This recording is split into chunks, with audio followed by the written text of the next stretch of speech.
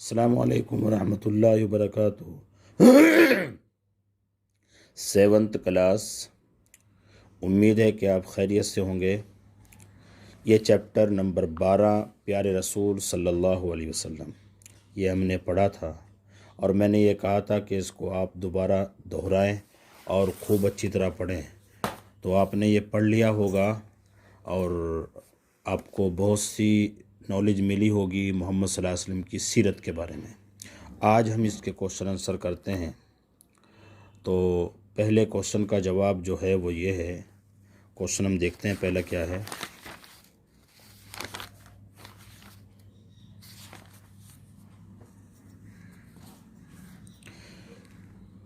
पहला है मक्की और मदनी दौर किसे कहते हैं। सबसे पहला मक्की और मदनी दौर किसे कहते हैं।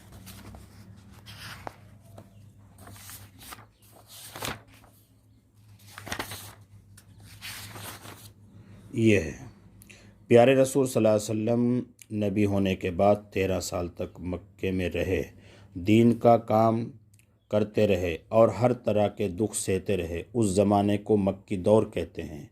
उसके बाद आप सल्लल्लाहु अलैहि वसल्लम मदीने को हिजरत फरमाई और 10 साल मदीने में रहे।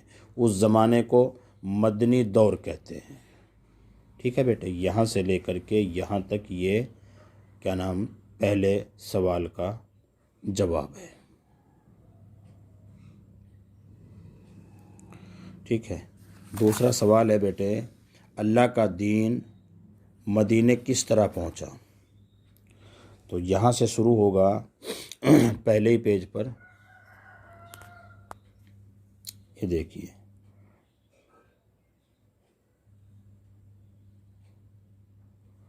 सेकंड नंबर, यहाँ से मदीने को हिजरत, यहाँ से पहला शुरू हुआ और ये पहला पैराग्राफ पूरा का पूरा।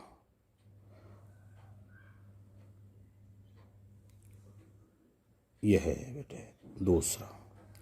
तीसरा जो है वो यहाँ से शुरू होगा, यह है 3 नंबर, पहले ही पेज पर, मक्के में दीन की बातें पहुँचाते, यहाँ से शुरू होगा और यहाँ पहुँचेगा मुसलमान पहले ही हिजरत करके मदीना पहुँच चुके थे। यहाँ से शुरू होगा 3 नंबर।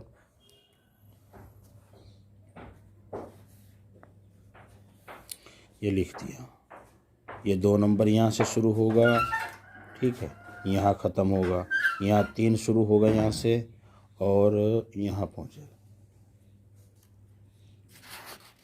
उसके बाद बेटे 4 नंबर, ये है 4 नंबर।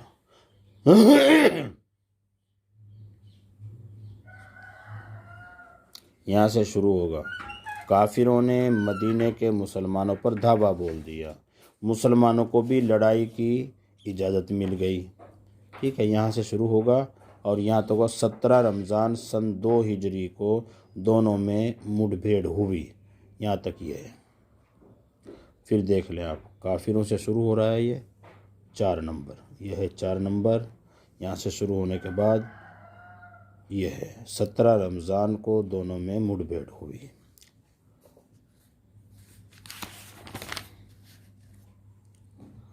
उसके बाद बेटे ये 5 नंबर है, यहाँ पेज नंबर है 87 में यह है 6 नंबर। कहाँ से, मदीने के आसपास यहूदियों के 3 कबीले आबाद थे। यह है।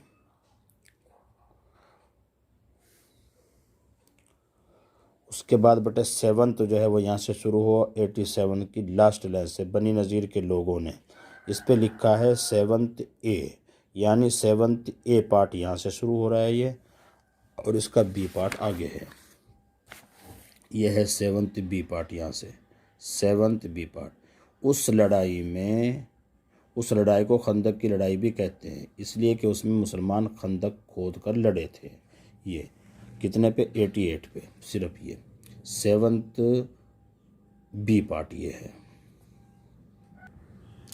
ये 7th ए पार्ट है, यहाँ ये लिखा हुआ है 87 पे, यहाँ से शुरू होगा बेटे ये और यहाँ तक आएगा 88 पर।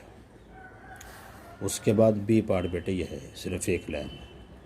इस लड़ाई को खंदक की लड़ाई भी कहते हैं, इसलिए कि इसमें मुसलमान खंदक खोद कर लड़े थे। 8th पार्ट सिर्फ एक लाइन है। सवाल ये है बेटे 8th का, फ़तेह मक्के के बाद प्यारे रसूल सल्लल्लाहु अलैहि वसल्लम ने दुश्मनों के साथ क्या सलूक किया था? उसका जवाब सिर्फ ये है, रहमत आलम सल्लल्लाहु अलैहि वसल्लम ने सबको माफ़ कर दिया। रहमत आलम यानी मोहम्मद सल्लल्लाहु अलैहि वसल्लम ने सबको माफ़ कर दिया था। ये हो गया।